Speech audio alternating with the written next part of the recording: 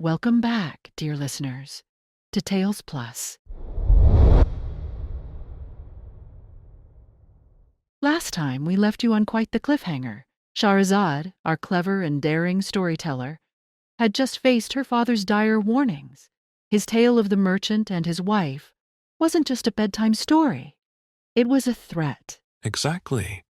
He was ready to use the fate of the merchant's wife as a cautionary tale, urging Shahrazad to abandon her plan to marry the bloodthirsty King Shahryar. But Shahrazad, she's not one to back down so easily. Oh no. Shahrazad is as brilliant as she is brave. She knows the weight of her choice, not just for herself, but for the countless lives at stake. Ready yourselves, dear listeners.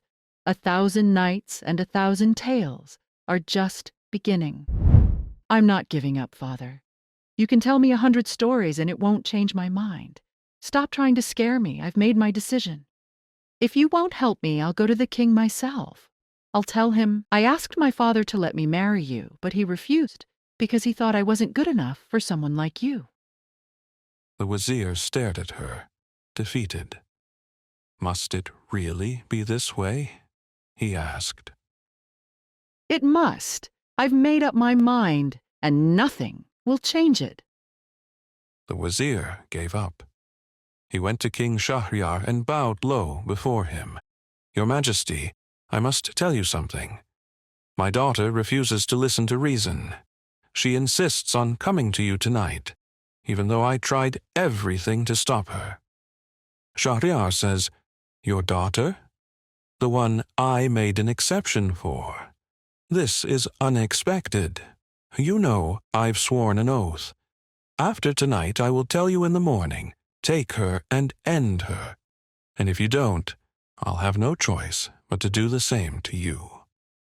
The king's words struck the wazir like thunder, but he could do nothing. His daughter was determined, and now her fate rested in her own hands. The wazir stood before King Shahryar and said, May God guide you to glory and grant you a long life, king of the age. It is her decision, my lord. I've told her everything and more to change her mind, but she refuses to listen. She insists on spending this night with your Majesty. That is excellent.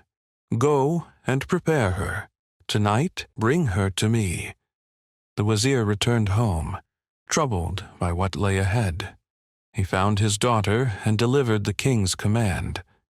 May God not make your father desolate by losing you, my child. Don't worry, Father. This is the path I've chosen. She was full of joy as she began preparing everything she needed. Then she called her younger sister, Dunyazad, and gave her clear instructions. Dunyazad, listen closely. After I go to the king, I'll send for you. When you arrive, wait until you see he's had his will of me. Then say to me, Oh, my sister, if you're not sleepy, tell us a story, a new tale, delightful and full of wonder, to pass the night. I'll tell a tale that God willing will deliver us. If all goes well, it will make the king abandon his bloodthirsty way. Dunyazad responds with love and trust. Of course, my sister, I'll do exactly as you say, with love and gladness. When night came, the wazir brought Shahrazad to King Shahryar. The king, pleased at the sight of her, asked, Have you brought me what I asked for? I have, your Majesty. The king took Shahrazad to his chambers. He was playful with her at first, but as he prepared to claim her as his bride, she began to weep. Shahryar says, What is the matter? Why are you crying? Oh, my king, I have a younger sister. Before the dawn comes, I wish to see her one last time and say goodbye.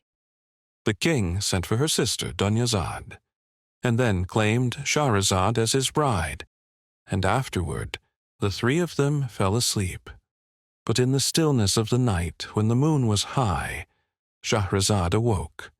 She quietly signaled to her sister, and Dunyazad sat up, ready to follow her instructions.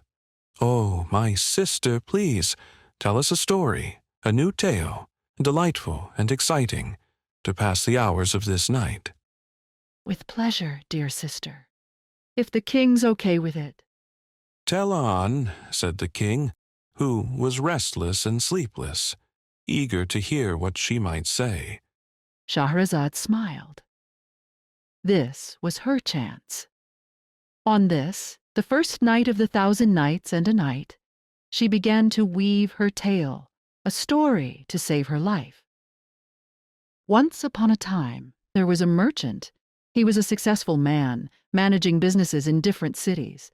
One day, while he was traveling to collect payments, the sun got too hot, and he needed a break. So he stopped under a big tree to rest, pulling some food from his bag.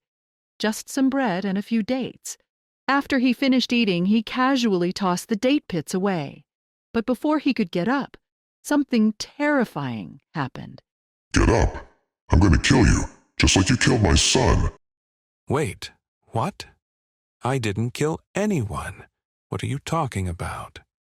"You did!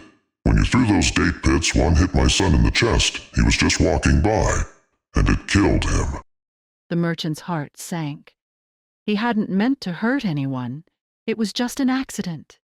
He begged the Jinni for mercy. "Please, it was an accident. I didn't know. I swear I didn't mean to harm anyone. Please forgive me." "No, there's no forgiveness for what you've done. You have to pay with your life." The Jinni grabbed the merchant, threw him to the ground, and raised his sword. "I leave it all to God." And then he started to these couplets.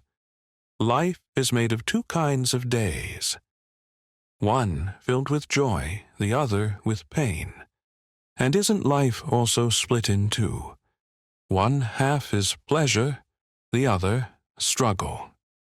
When the storm strikes, tearing through the land, only the strongest trees feel its wrath.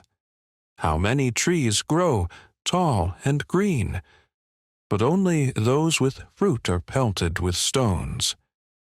Have you noticed how bodies rise, floating on the waves, while the precious pearls stay hidden in the deep? And though the heavens hold countless stars, even the sun and moon face their moments of shadow.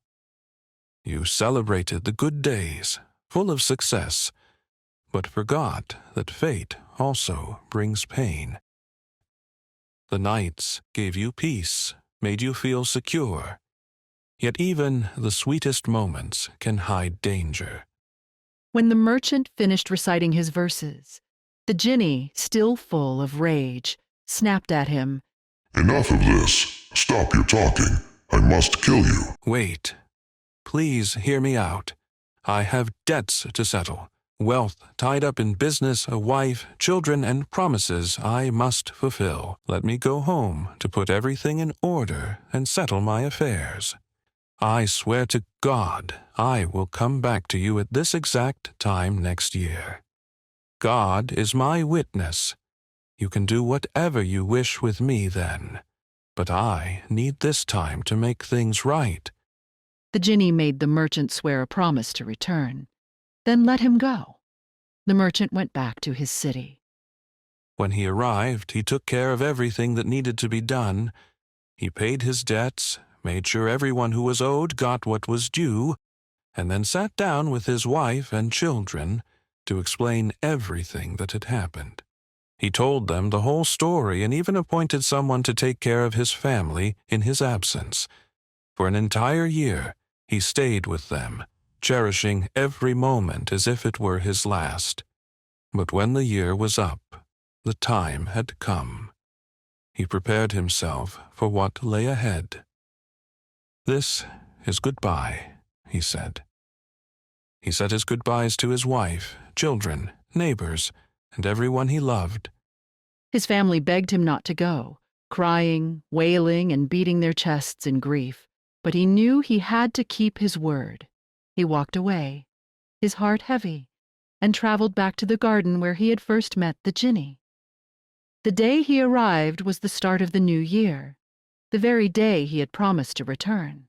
As the merchant sat there, weeping over his fate, an old man, a very, very old man, suddenly appeared. He was leading a gazelle by a chain. The man greeted the merchant with kindness. Peace be with you. May your life be long. Tell me, why are you sitting here all alone? Don't you know this place is known to be haunted by evil spirits? The merchant wiped his tears and told the old man everything that had happened, his encounter with the Jinni, the promise he made, and the terrifying situation he now faced. By God, my brother, your faith is beyond words, and your story is truly unbelievable. If this tale were carved into stone, it would serve as a warning for anyone willing to learn. The man, still holding the chain of the gazelle, sat down beside the merchant. I swear by God, my brother, I won't leave your side. I'll stay right here until we see what happens between you and this Jinni. With those words, the old man made it clear he wasn't going anywhere. As the merchant and the man sat talking, the merchant's fear began to grow. He felt a deep sorrow he couldn't escape. His grief and despair seemed to grow heavier with every moment. The old man, still sitting by his side with the chained gazelle, stayed close. Suddenly, another old man appeared. This one was leading 2 black greyhounds. Peace be with you. What brings you to this place, a known dwelling of the jinn? The merchant and the first man shared their story, every detail, from the merchant's encounter with the Jinni to his promise to return. They had barely finished speaking when another figure appeared.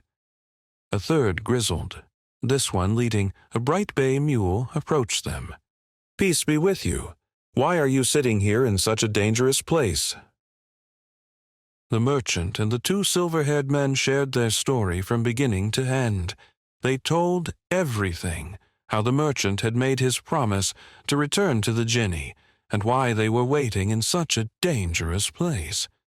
But as they spoke, a cloud of dust began to rise in the distance. It grew larger and larger, moving closer and closer until it became clear.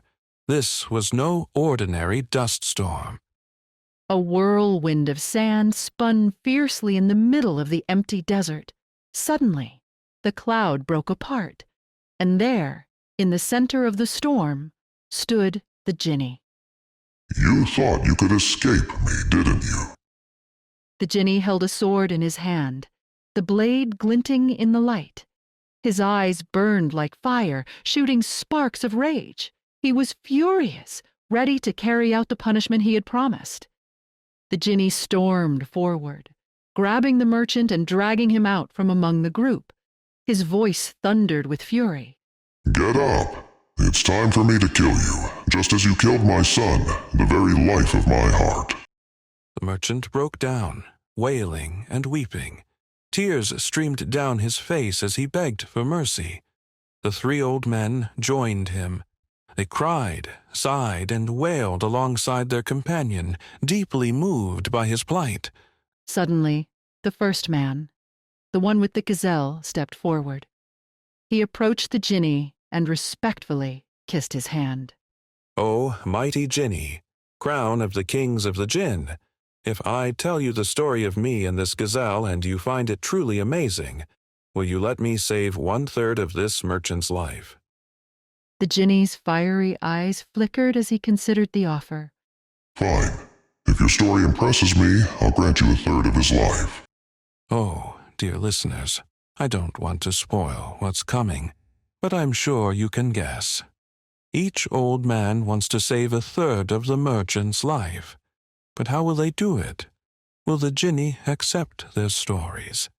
And even more intriguing, will the tales be good enough to satisfy him? And let's not forget my own tale. If King Shahryar doesn't enjoy it, well, I'd face the same fate as the brides before me. If you're hooked and want to hear what happens next, Make sure to share this podcast with your friends and subscribe to our channel.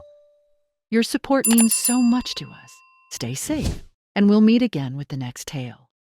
Until next time, take care, everyone.